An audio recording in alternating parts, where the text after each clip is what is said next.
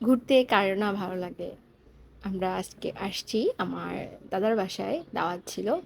তো মা এসেছে যেহেতু দাদার বাসায় এখনো পর্যন্ত আসেনি, আর মা তো সহজে ঢাকাতে আসেও না। দেখা যায় প্রয়োজন ছাড়া আসা হয় না তার, তো এবার যেহেতু এসেছে আবার কবে আসবে সে চিন্তা করেই দাদার বাসায় এসেছে, আর দাদাও বললো নিয়ে আসার জন্য। তো আমরা সবাই মিলে এসেছি, বিকালের দিকে এসেছি। কারণ হচ্ছে রিচেলের তো পরীক্ষা চলতেছে, রিচেল রিকার্ডো দুইজনেরই পরীক্ষা চলতেছে। তো রিকার্ডো যেমন তেমন, রিচেলের তো যথেষ্ট পড়া আর ইংলিশ পরীক্ষা।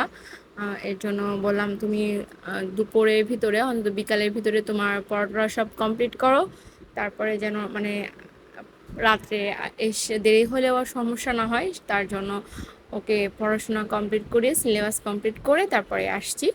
আর এই তো এখানে বৌদি হচ্ছে গিয়া ফিন্নি রান্না করেছিল, বিন্নি চালের ফিন্নি। আমি তো ফিন্নি অনেক খেয়েছি, পোলাও চাল দিয়ে খেয়েছি, বিন্নি চালের ফিন্নি এই প্রথম খেলাম, ভালোই লেগেছে। সবাই মিলে মানে মিষ্টি তো সবাই একটু বর্তমানে মিষ্টি অ্যাভয়েড করে, তো মা ছিল, মা যেহেতু সমস্যা, নিচেলে পাপাও খেতে চায়নি, তো বললাম যে বৌদি তাহলে একটা বাটিতে দাও, আমরা সবাই মিলে শেয়ার করে খাবো। তারপরেও আর কি দিল, অনেক দিয়েছিল, তো সবাই মিলে অল্প অল্প করে শেয়ার করে খেলাম। তারপরে যে ছাদে আসছি, সব পোলাপাই নিয়ে ছাদে চলে আসছি।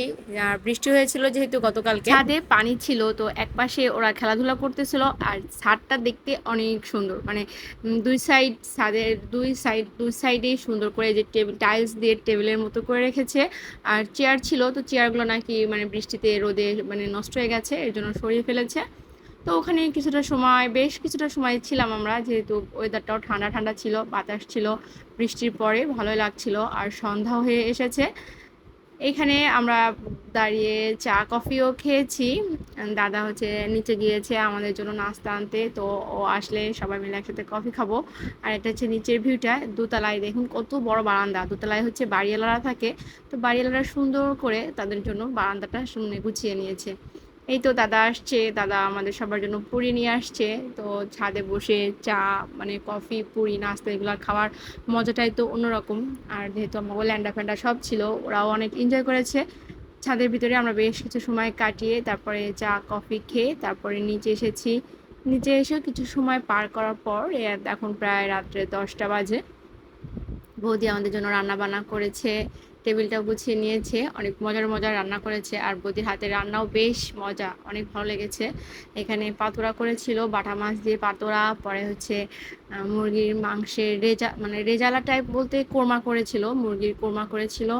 তারপরে কই মাছ ধনেপাতা দিয়ে ভুনা আর বেগুন ভাজি।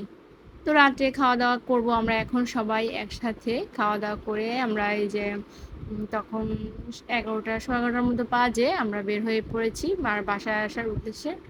তো আজকের ভিডিওটা আপনাদের কাছে কেমন লেগেছে অবশ্যই আমাকে কমেন্ট করে জানাবেন। আর আজকের ভিডিওটির কোনো অংশ যদি ভালো লেগে থাকে তাহলে লাইক কমেন্ট করে শেয়ার করবেন। সবাইকে ধন্যবাদ আমার সাথে থাকে সম্পূর্ণ ভিডিওটা দেখার জন্য।